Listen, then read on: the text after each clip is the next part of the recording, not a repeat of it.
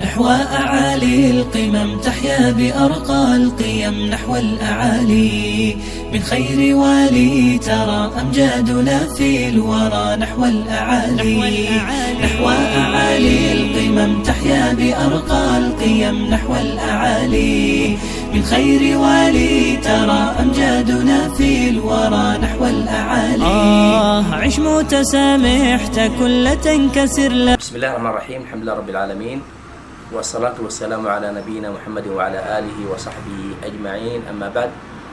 فقد سرنا زيارة هذا المركز المبارك، مركز أمهات الخيردون حفظهم الله ووفقهن الله عز وجل لهذا الخير العميم وهذا الخير النافع والمشروع الكبير، وهو مشروع تعظيم كتاب الله عز وجل. هذا المشروع الذي يقوم على إصلاح المصاحف التي قد مر عليها زمن طويل حتى تقطعت منها الأوراق وتناثرت، فيقومن بهذا المشروع المبارك بجمع هذه المصاحف وإصلاحها حتى تعود كما ترونها مصاحف جديدة يليق بكتاب الله عز وجل.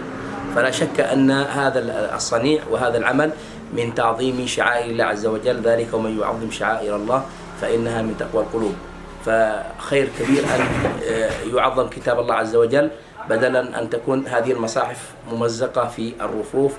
ويعني في مكان لا يليق بكتاب الله عز وجل، فإنه يرفع بهذه الطريقة وينجد ويصلح ويزخرف حتى يكون كما ترون هذه المصاحف أمامكم بشكل يليق بكتاب الله عز وجل. فنسأل الله عز وجل أن يعلي قدرهن كما عملنا على إعلاء كتاب الله عز وجل، وأن يبارك في هذه الجهود المباركة، وكذلك في جهود كل من أسهم في هذا المشروع الطيب.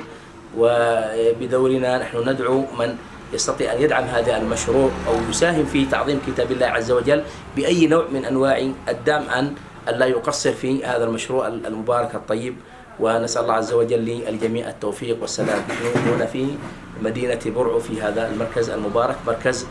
أمهات الخيردون، فنسأل الله عز وجل للجميع التوفيق والسداد. والسلام عليكم ورحمة الله وبركاته. بسم الله، الحمد لله، والصلاة والسلام على رسول الله وعلى آله وصحبه ومن والاه. أما بعد، maanta waxaan soo booqanay markas ummahaat الخيردون oo nagu casuumay naguna tashriifiyey meeshan khayrka badan oo runtii juhdi qof kasta oo muslim farxad gelinayo, juhdiga oo ah mid lagu weyneynayo kitaabka Allah subhanahu wa ta'ala oo warqadaha dayacmay musaaxifta jeexmeteeda soo aroorinayo oo la dayactirayo oo dib loo habeynayo. Nabiga calayhi salaatu wasalaam uu noo sheegay nin jidka ka leexiyey wax dadka dhibayay, shawkad iyo qaaruurad iyo waxyaalaha dadka jidka markay marayaan dhibayo, in Ilaahay subhanahu wa ta'ala camalka uu sameeyay jannada uu geliyay. ما بالك كتابك الله سبحانه وتعالى أو ضيعمي أو ميلها يال ذاتك أرورينيو أو إله سبحانه وتعالى كوينينيو شكك مجرو عملك إن إله سبحانه وتعالى أكتي سميت قالي وكجعلي وياهي كنت حنوها مبلياننا أمهات المؤمنين مركزك أمهات الخيردون مركزك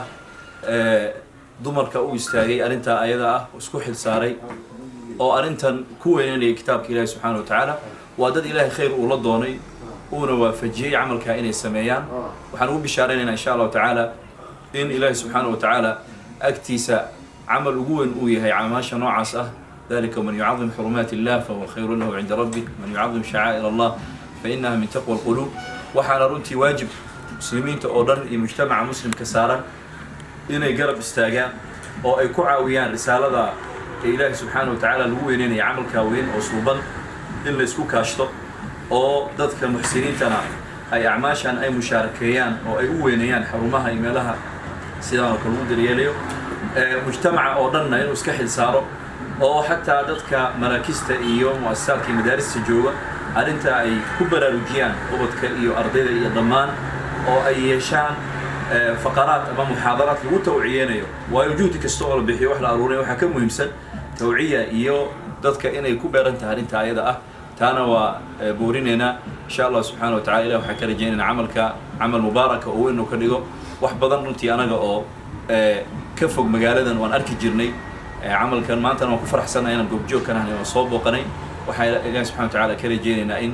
mashruuc muthmira oo naajix uu ka dhigo oo dalka oo dhan iyo weliba bilaad alislaamiya oo dhan ku faafo sala allahu wasallam baraka ala nabiyina muxamedin wala alihi wasaxbihi الرحمن الرحيم الحمد لله رب العالمين وصلى الله وسلم وبارك على نبينا محمد وعلى آله وصحبه وسلم أجمعين وبعد waxaynu joognaa markas ummahaat khayrdon oo ah xarun lagu daryeelo masaaxiibta dayacan runtii waxaa ilaahay tabaaraka wa tacaala hawshan uu ku guuleeyey oo nasiib u siiyey qayb ka mid ah hooyooyinka degan magaalada burco waxaynu ognahay masaaxiifta qur-aanka kariimka ah aad bay runtii u dayacan yihiin guryo dhexdeeda ugu dayacan yihiin waxay ku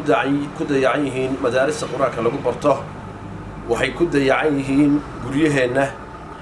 waxay xataa ku dayacan yihiin masaajida laftooda marka ilaahay tabaaraka wa tacaala ablaha iyo hooyooyinka wuxuu waafajiyey inay iska xil saaraan mashruuca masaaxiifta lagu hagaajinayo waana qayb ka mid ah ama waa qayb weyn oo ka mid ah tacdiimka weyninta ilaahay tabaaraka wa tacaala kitaabkiisa iyo dadalka lagu jiro allaha barakeeya baynu leenahay runtii wax weyn bay tareen fardi kifaa'iya ayay ummadda ka rideen waxaan ogahay kitaabadii ay daryeeleen waxaa dib loo isticmaalay iyagoo soodii ah madaarisiiba lagu isticmaalay masaajidiiba lagu isticmaalay miyada iyo meelaha masaaxiiftu ku yar yihiin baa loo kala diray allaha barakeeyo kelmadaydu waxa weeye cid kasta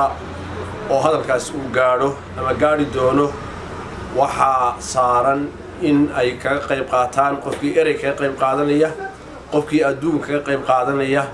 qofkii dacmi iyo taageero kale kaga qayb qaadanaya waa ilaahay tabaaraka wa tacaala kitaabkiisii meel wax la geliyana waa halkii ugu mudnayd waa tacdiimu kitaab illaahi caza wajal waxaan isleeyahay dembi badan oo mujtamaca kusoo wajahnaa ayay ka furteen in badan oo ka mid ah welina waxay u baahan yihiin taageero iyo isgarabtaag mid arrin iyo mid adduun iyo mid la shaqayna intaba waxaan insha allahu tacaala ka culimo ahaan aanu diyaaru nahay ballanna qaadaynaa inaanu horena ula shaqaynayna iminkana dib ula shaqayn doono insha allahu tacaala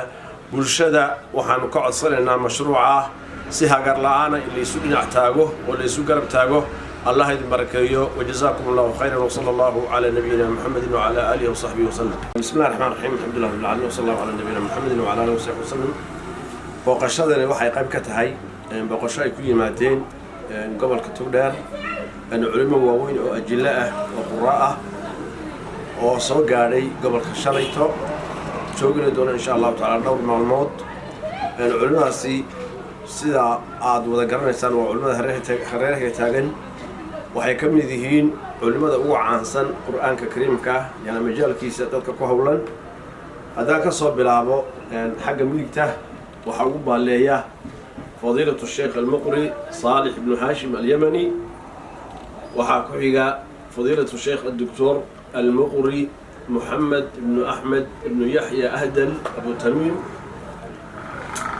waxaa ku xiga oo garabkaga bidix taagan فضيلة الشيخ القاري والأديب والأريب الألمعي عبد الباري ابن عبد الرحمن